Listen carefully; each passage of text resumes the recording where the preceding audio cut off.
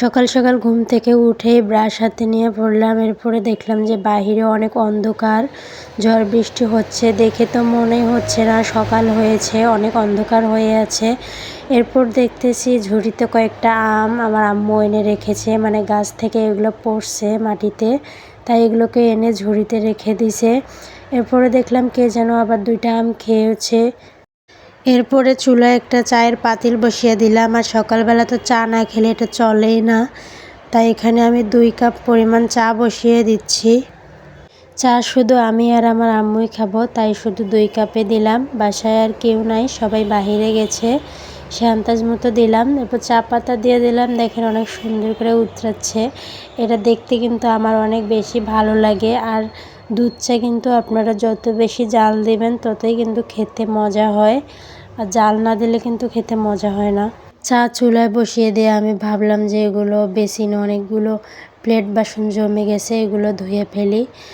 ভাবলাম চাটা জাল হতে থাক, আর দুধ চা তো জাল না হলে মজা নাই, তাই আমিও কাজ শুরু করে দিলাম। আর ঘরে দেখলাম যে দুধ নাই, তাই আমার আম্মুকে দোকানে পাঠিয়ে দিলাম দুধ আনার জন্য। আর এই সুযোগে আমি এগুলো ধুয়ে নিচ্ছি। হঠাৎ করেই দেখি যে দুধ নাই, জানলে আমি রাতে এনে রাখতাম, তাই এখন আমি আমার আম্মুকে পাঠিয়ে দিলাম দুধ আনার জন্য।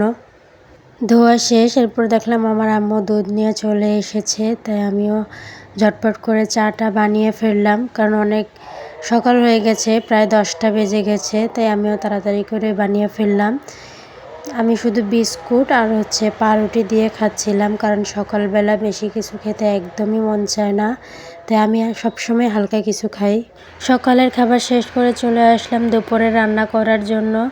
দেখলাম যে ফ্রিজে গিলা কলিজাগুলো আছে, ভাবলাম এগুলো রান্না করি। এগুলো হচ্ছে 2টা মুরগির ঠ্যাং, ডেনা, গিলা কলিজা, চামড়া এগুলো আছে, এগুলো আমি পরিষ্কার করে রেখে দিয়েছিলাম, তাই এগুলো ভিজিয়ে নিলাম। ভিজিয়ে নেওয়া হয়ে গেলে ওগুলোর জন্য কয়েকটা আলুও কেটে নিলাম, কারণ গিলা কলিজা কিন্তু আলু দিয়ে রান্না করলে অনেক বেশি মজা লাগে। এরপরে এগুলো আমিও ভালো করে ধুয়ে নিয়েছি, ঠ্যাংগুলো কেটে নিয়েছি, কারণ এগুলো অনেক বেশি বড় ছিল, লম্বা। সব কিছু ভালো করে ধুয়ে কেটে নিয়েছি। এরপর রান্না বসিয়ে দিব। রান্নার জন্য চুলায় কড়াই বসিয়ে দিলাম। এরপরে চুলাটাকে জ্বালিয়ে দিলাম ভালো করে। এরপরে মাংসটা ভালো করে কষিয়ে নিয়েছি। কষিয়ে নেওয়ার পরে এটাতে আমি এখন মুরগির মাংসগুলো দিয়ে দিব। মুরগির মাংসগুলো দিয়ে এটাকে আমি অনেকক্ষণ ভালো করে কষিয়ে নিব, কারণ এই মুরগির মাংস যত কষাবেন ততই মজা। এটাতে কিন্তু কষালেই অনেক বেশি মজা হয়, তাই আমি মশলাগুলো ভালো করে কষিয়ে নিয়েছি। এই তো ফাইনালি আমার রান্নাটা হয়ে গেছে। আর কিছুক্ষণ জাল করে শুধু ঝোলটাকে কমিয়ে নিব, এরপরে আমার রান্না হয়ে যাবে। পুরো ভিডিওটা আমি দেখাইনি, কারণ পুরো ভিডিও করতে গেলে অনেক বেশি হয়ে যায়। এরপরে চলে আসলাম রুম গোছাইতে, রান্না বসিয়ে দিয়ে রুম গোছাইতে আসলাম। এই তো আমার রুম গোছানো শেষ। আর আজকে কারেন্ট নাই একদম, ঘরেও অনেক বেশি গরম পড়ে গেছে, ঘরে থাকাই যাচ্ছে না, তাই তাড়াতাড়ি করে রুমটা গুছিয়ে নিলাম। এরপরে পুরো ঘর ভালো করে ঝাড়ু দিয়ে নিব।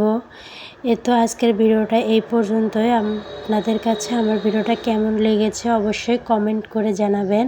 আর এটা কিন্তু আমি প্রথমবার এই ভিডিওটা বানালাম, তাই যদি কিছু ভুল হয়ে থাকে অবশ্যই ক্ষমা দৃষ্টিতে দেখবেন। ধন্যবাদ।